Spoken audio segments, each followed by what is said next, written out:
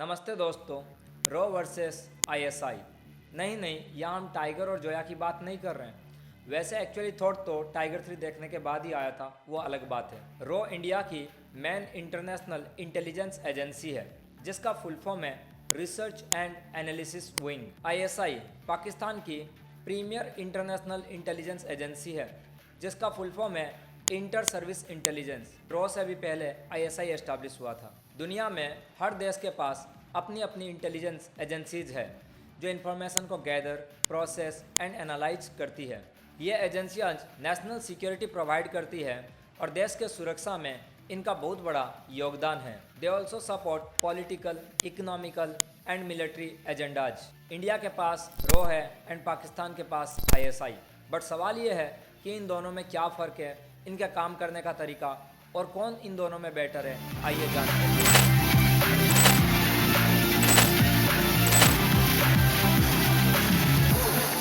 रो versus ISI. Public को इन एजेंसियों के द्वारा बहुत कम इंफॉर्मेशन दी जाती है एंड मोस्टली ये चीज़ों को छुपा के रखते हैं for the security purpose. As you all saw in many movies like Ek Tha tiger, agent Vinod, वार, राजी, टाइगर जिंदा है, टाइगर 3, कॉड नेम तिरंगा and much more.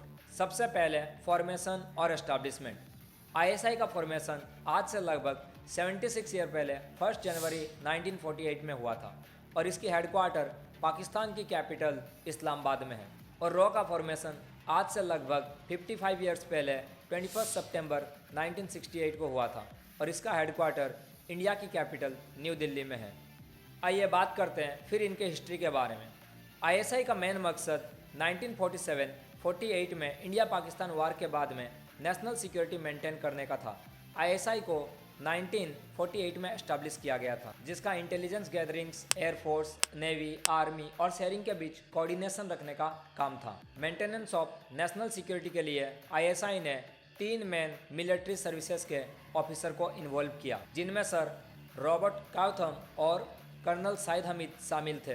Naval commander सायद मोहम्मद एहसन ने इस एजेंसी को बेहतर बनाने के लिए काम किया। रो के लिए ओवरसीज इंफॉर्मेशन कलेक्शन से पहले आईबी इंटेलिजेंस ब्यूरो ब्रिटिशर्स के कंट्रोल में थी। इंडिपेंडेंस के बाद 1947 में संजीवी बिल्लाई को इंदिरा गांधी के एडमिनिस्ट्रेशन ने फर्स्ट इंडियन डायरेक्टर बनाया, जो कि फुल प्लेजेड सेकंड सिक्योरिटी मेंटेन करते थे। इस न्यू एजेंसी के ब्लूप्रिंट को इंटेलिजेंस ब्यूरो के डेप्यूटी डायरेक्टर आर.एन. काउ ने सबमिट किया और इन्हें इंडिया की फर्स्ट इंटेलिजेंस एजेंसी यानी रो का चीफ बनाया गया। नेक्स्ट बात करते हैं इनके एम्प्लॉयज़ के बारे में।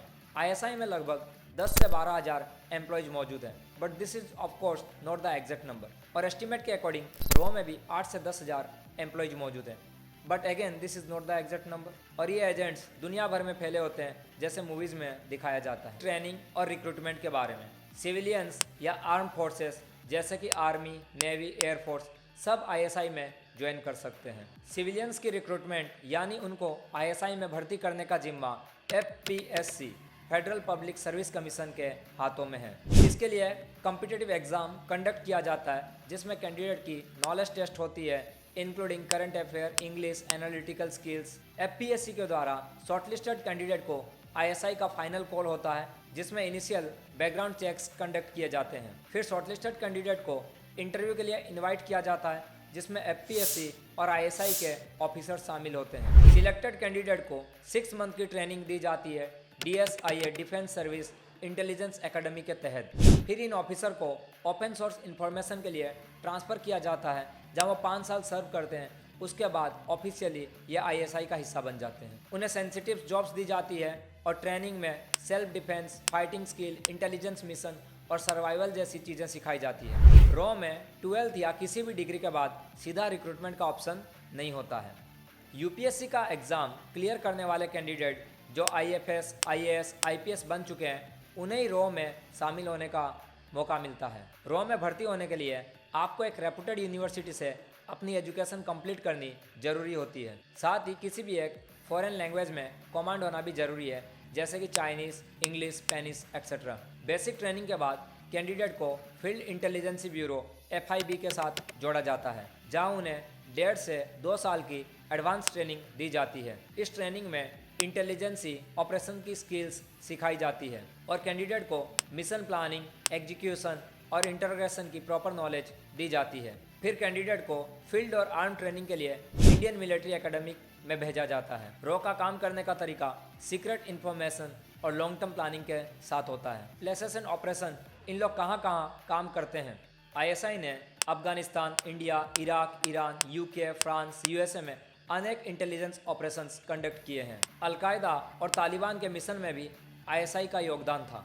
वहीं रॉ ने Afghanistan, Sri Lanka, Pakistan, Nepal, Canada, Myanmar, Malaysia, Italy, Germany, China, Bangladesh में कई मिशंस अंडरटेक किए हैं। रॉ ने ओसामा बिन लादेन को पकड़ने में यूएसए की मदद की और क्रूशियल जानकारी दी। यूएस इंटेलिजेंस को लगता है कि रॉ एक बहुत ही रिलायबल एजेंसी है। फिर आते हैं इनके बजट के बारे में। रॉ का इनिशियली बजट $2,80,000 था। अब एस्टिमेटेड एनुअल बजट लगभग 300 से 400 मिलियन डॉलर है।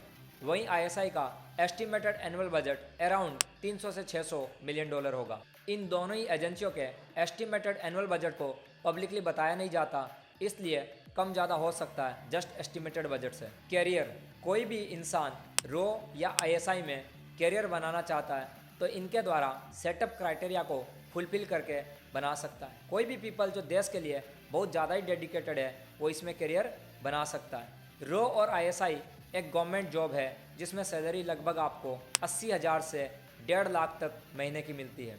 बस दिक्कत यही है, रॉ ज्वाइन करने के बाद आपको अपनी फैमिली और देश दोनों की सुरक्षा का ध्यान देना पड़ता है। बट रॉ के ट्रेनिंग में हाउ टू हैंडल इट ये भी सिखाया जाता है। इन दोनों ही एजेंसियों के बीच कंपटीशन रियल लाइफ में भी चलते रहता है, बस वो बॉलीवुड स्टाइल में नहीं।